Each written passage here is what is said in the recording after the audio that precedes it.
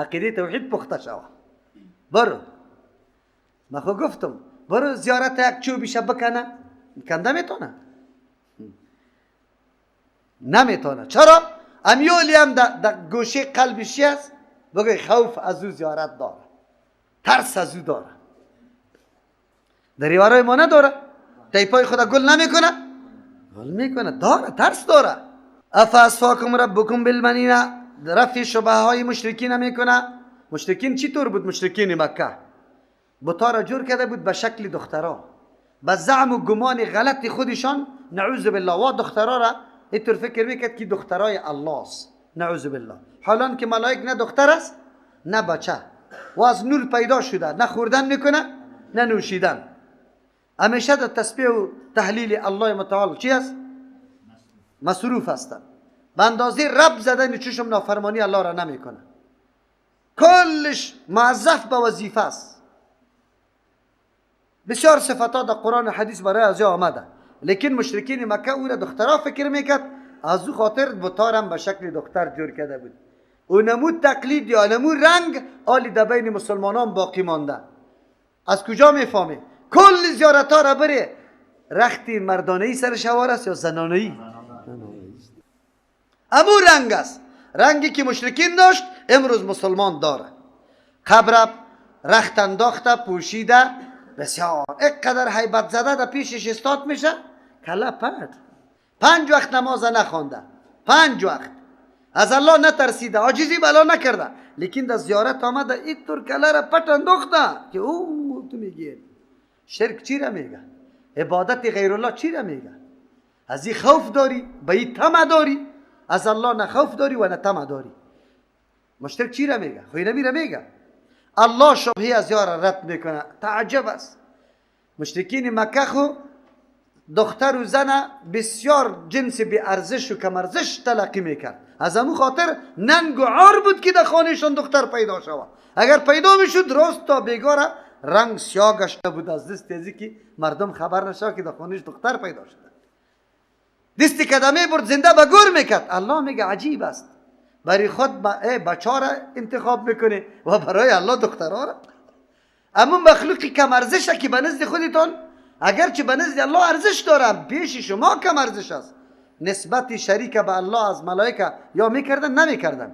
عجیب است، شریک الله را دختر تلقی میکنه، دختر عقیده داره او بچه را به خود خاص کرده. این عجیب تقسیم است، این عجیب طرز فکر است، عجیب منطق است. الله چی میگه؟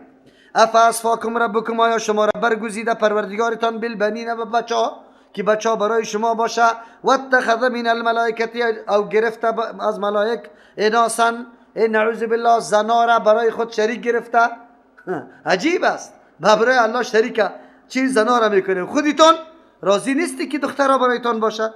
انکم یقینا شما لتقولون میگویه قولا عظیما، قول خیلی بزرگ. چی مانا؟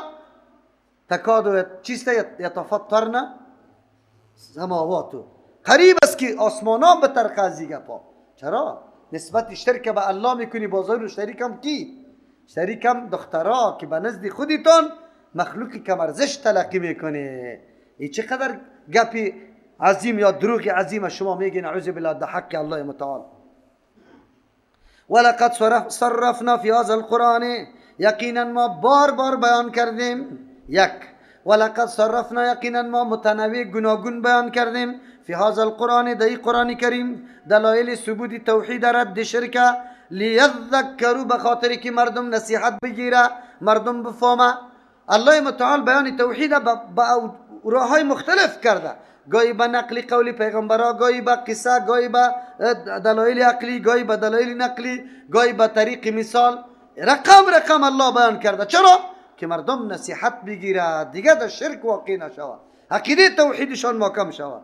و ما یزیدهم، زیاد نکرد با وصف ازی که شرک باطل است، دلایل قوی سرستیر شد و این دلایل تقاضا میکرد که هیچ کسی در شرک واقع نشود، لیکنی مردم و ما یزیدهم، زیاد نکرد اینمی بیانات الله متعال، دلایلی که برای رد شرک بود، اثبات توحید الله بود، الا نفورا، مگر نفرت از یار زیاد کرد یا دلیل توحید چی تحمل نمیتونه. امروز هم در جامعه ما میطور است، دلیل توحید که بیان میکنی چهرش ترش میشه، یک دم در مقابلت میخیزه، ایوه شور مشوره میپرته.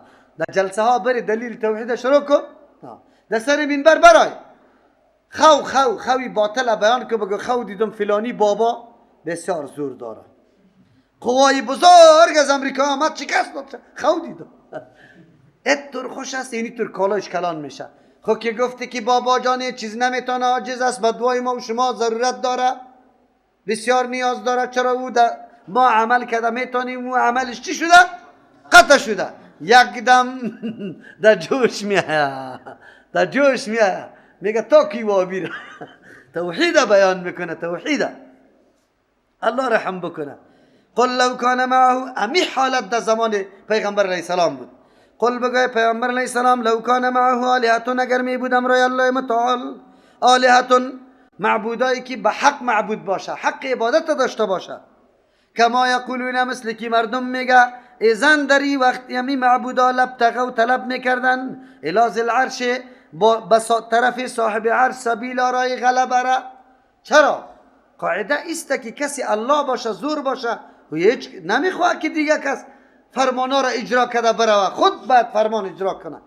ذی العرش خود الله متعال است. اگر معبودای برحق می بود حتما علی تلاش میکرد، میرفت چی میکرد؟ غلبه خود سری الله ثابت میکرد و این نظام دنیا چی میشد؟ مکمل برهم میشد. چرا؟ ما ما روز میخوایم، تو چی میخوایی؟ شب میخوایی. هر دو خود توافق کرده نمیتونیم. چرا که توافق کردیم خود کمزور شدیم. کسی که الله میباشه حضور میباشه. مراد از سبیل غلبه است. اگر معبودای برحق میبود این نظامی طور باقی نمیمان. چرا؟ به خاطر که اون معبودا خدا در ذی عرش میرساند، اما اولوهیت خدا، خدایی خدا ثابت میکرد، به مطابق میل خود باز نظام جاری میساخت. لیکن در این نظام کدام کجی کوری تالی را آمده؟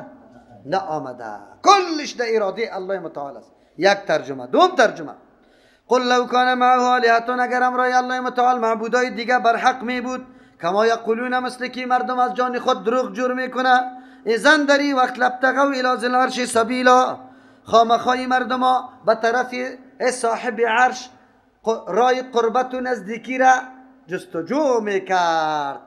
قطعا جستجو میکرد. چه مانا؟ اگر معبودای برحق می بودن یاد اوج خود میرساندن. چرا میرساندن؟ که عبادت برای ازوا شود، نه برای الله شود. حالی که عبادت برای الله میشه. برای کی میشه؟ و کسی که الله باشه او میخواد که دیگه کس عبادتش کرده شود؟ نمیشه. از او خاطر معلوم شد که معبودی بر حق دیگه نیست. سبحانه و پاکیست برای الله متعال از هر قسم شریک. هیچ شریک به امرای الله نیست. حق عبادت تنها و تنها برای الله است. اگر نظر است، اگر نیاز است، اگر دعا است، اگر رکوع، سجده، نماز، تلاوت، هر عمل نیک خاص برای کیست؟ دیگه کس قطعش حصه نداره. و تعالی بلند و بالاست عما از آن چیزی که یقولون این مردم میگه، علوا کبیرا، به بلندی خیلی بزرگ. هیچ کس به بلندی الله رسیده نمیتونه. پس چطور برابر به الله شود؟ چطور شریک به الله شود؟ تسبح له السماوات سبع، پاکی بیان میکنه، نسبتی پاکی به الله میکنه از هر قسم عیب و نقصان. له برای الله السماوات و آسمان ها به زبان حالشان، یا پیش الله زنده است، پیش ما و شما مرده معلوم میشه. والارض و زمین. اشاره میکنه که ای مشرکین مکه، در آسمان ها هم اگر ملائکه است، اگر آسمان ها است، کلش تسبیح و پاکی کی رو بیان میکنه؟ الله متعال. اگر در زمین است، این در زمین اگر انبیاء علیهم السلام است، یا تسبیح الله را بیان میکنه. و من فیهن، و کسایی که در دو آسمان ها و زمین است، کلش پاکی الله را بیان میکنه. عقیده توحید الله را داره. این مخلوق الله به نزد ما و شما مرده معلوم میشه، پیش الله کل چیزا چیست؟ زنده است. لیکن تسبیح گفتن اشیا خو بر ما واضح هم شده. و ام من شیء، قرآن میگه نیست یک چیزی الا مگر یسبح بحمدی، پاکی الله را بیان میکنه به امرای صفت الله، ثنای الله. ولکن لا تفقهون تسبیحهم، لیکن شما نمیدانید تسبیح گفتن اینمی چیزا را. چرا؟ اگر تسبیح تکوینی بگوید، تسبیح تکوینی ایمانا مطابق نظام الله میچله، کل کائنات به اندازه یک موی هم تجاوز نمیکنه. امی حرکت مطابق نظام الله در حقیقت بیان پاکی کیست؟ الله متعال است. لیکن مفسرین میگن نه، اینجا مراد تسبیح تکوینی نیست بلکه تسبیح چی است؟ تشریعی است. الله بر ازیام با کدام نحوه که یا ذکر الله را میکنه امو ذکر انجام میده. آیا گفته میتونه؟ بله بالکل گفته میتونه. ابن مسعود رضی الله عنه حدیث نقل میکنه من خوب یاد دارم که کدام سنگریزا که در دستی مبارکی رسول الله صلی الله علیه وسلم بود، تسبیح گفتن سنگریزا را چی کردیم؟ شنیدیم. شنیدن یا نشنیدن؟ درخت که حرکت کرده سجده کرده، از معجزات رسول الله صلی الله علیه وسلم. گو سخن گفته. خب تنه خرما که گریان کرد زمانی که رسول الله منبر برش جور شد، دو برآمد خطبه میداد و تنه خرمایی که سابق سرش چی میکرد؟ خطبه میداد. انین و گریه از او صحابه کرام مکمل شنید. از او خاطر اینطور چیزی نیست که بیان پاکی الله را نکنه، لیکن ما نمیدانیم. انه کان حلیما غفورا، یقینا الله متعال سخت بردبار ذات است. در مخلوقش کسایی پیدا میشه که مخالفت حکم الله را میکنه، به شرک مبتلا میشه. کائنات دیگه مکمل توحید عقیده داره، لیکن انسانی که الله قدر قوت برش داده، حاکمیت برش داده، استعداد برش داده، این در شرک مبتلا شود. پس لایق است که انسان دمی جای به جای خاکستر بگردانه، لیکن الله چیست؟ حلیم است، بردبار است. غفورا، امی آدمی که خیلی عمر خود در شرک تیر کرده، سالا خاکای قبرا را خورده، جندای زیارتا را در خود مالیده بسته کرده، در سنگا را در جان خود زده، آلوچکا را در قبرا پرتافته، بازم اگر رجوع به سوی الله بکنه، عقیده توحید، غفور است الله یا نیست؟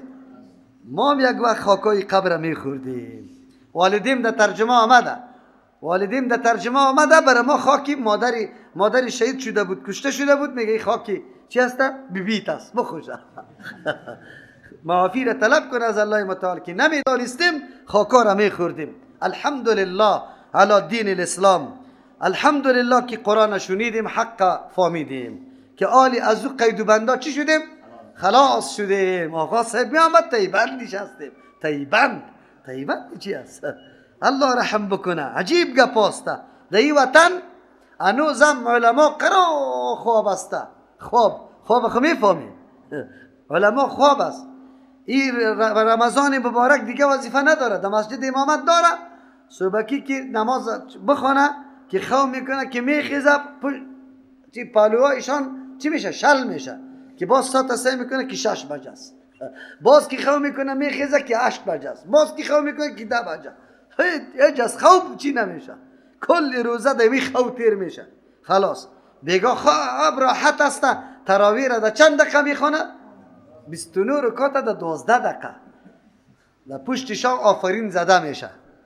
اینی طور مردم ببینید کجا در بدر هستن. قومی مقتدید که در پشت سر تکبیر میگفت، در جان کندن رسیده، یا پیرانی پیرسه و فلانی بابا، وی فلانی بابا. اینطوری در وقت جان کندن این گپا را گفته رایست. جناب در الله چی جواب میگی که مقتدی تر یاد داد یا نه توحید الله را؟ از تو سوال میشه.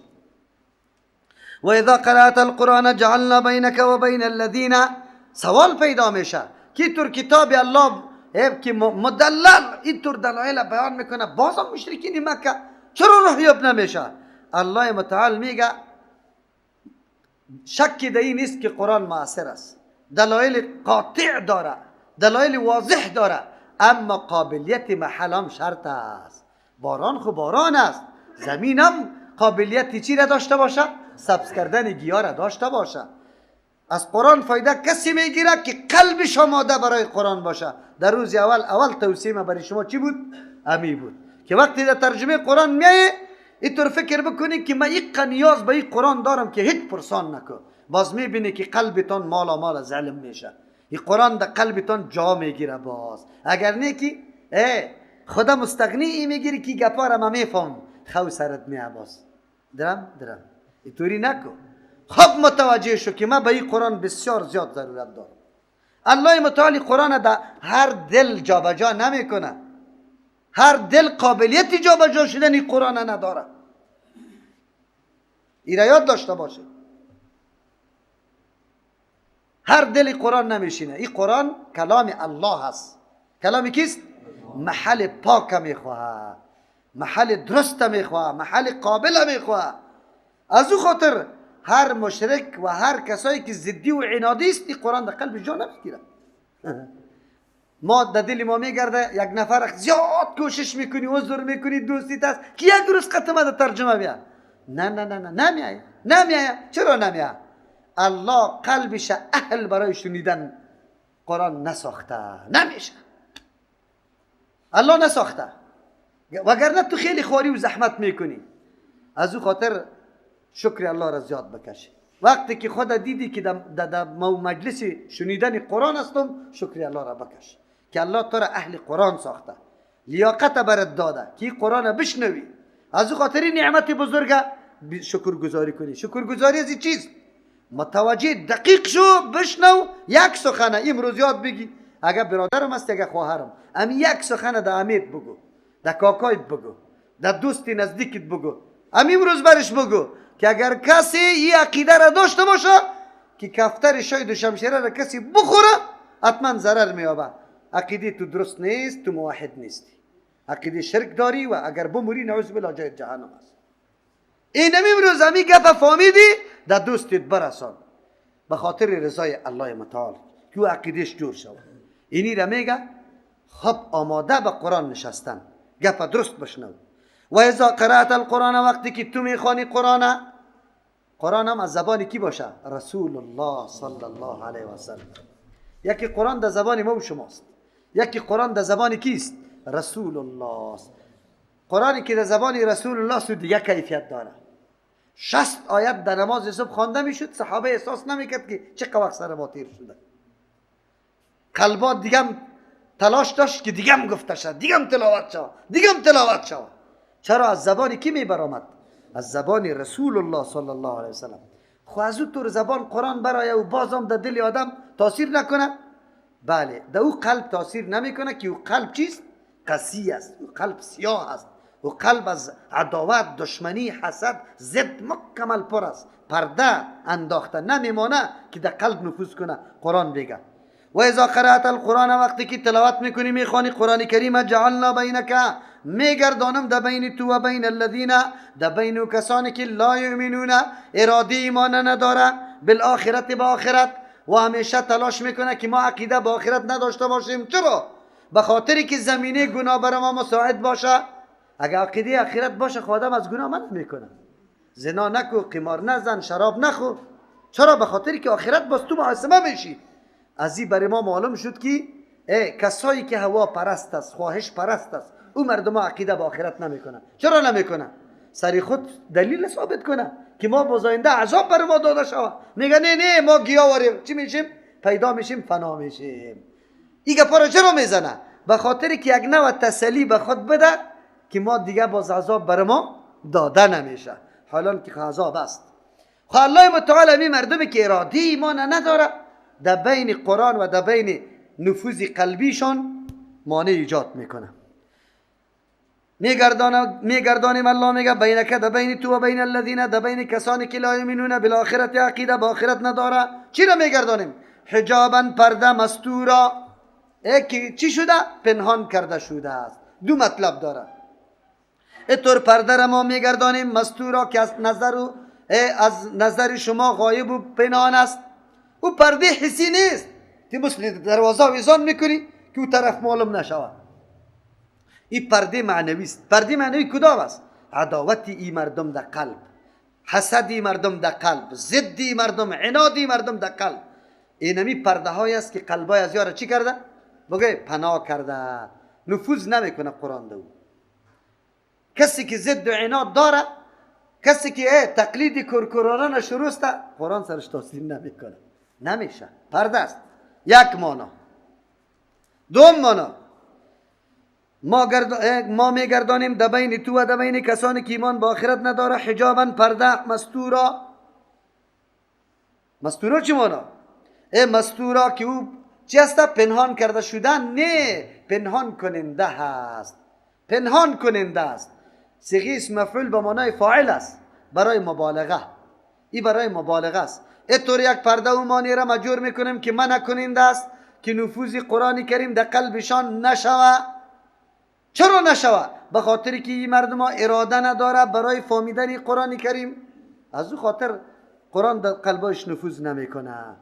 و بس اوقات الله متعال پرده حسی را میماند. خب زن ابی لهب سنگار گرفته بود زمانی که تبت یدا ابی لهب نازل شد، روان بود. پیغمبر علیه السلام امرای ابوبکر رضی الله عنه یک جای بود. زن ابی لهب ابوبکر رضی الله عنه را دیده میتونید، پیغمبر را دیده نمیتونست. چی میگفت به ابوبکر؟ رفیقت گفت حالی یک گپی نو پیدا کرده، مزاحمتی مرا بیان کرده، من ماندنیش نیستم. ابوبکر رضی الله عنه ایران مانده که قدمه است. بعد از رسول الله صلی الله علیه و آله پرسان کرد یا رسول الله این زن ابی لهب آمد او میخواست که تو را قطی سنگ بزنه، تو خمرین بودی. گفت الله متعال در بین ما و ازو چی که انداخته بود؟ پرده. نمیدید مرا. الله متعال این موقع دیدن برش نمیدید. قرآن بر این مواضع کرد که اهلیت قرآن هر کس نداره، کسانی داره که عقیده به آخرت پخته داره، نیازمند خود به قرآن میدانه که ما به قرآن بسیار نیاز داریم. الله متعال در قلبش معانی و مطالب قرآن خوب مستحکم میسازه. او از قرآن انسان سیرم نمیشه، سیر قطعا نمیشه. مطالعه کنی، ببینی، باز ببی، یک آیت 10 مرتبه تکرار کن، مزایای عجیب، مطالب عجیب در ذهنت خطور میکنه میآید. آنقدر لذت بگیری که بگویی حتی در بعض مشکلاتی که هیچ راه حل نداره، یک دفعه متوجه یک آیت میشی، همین آیت چند بار تکرار میکنی، راه حل همون مشکلت برات پیدا میشه. خود به خود الله اینطور مطالب و معانی را در قرآن گذاشته.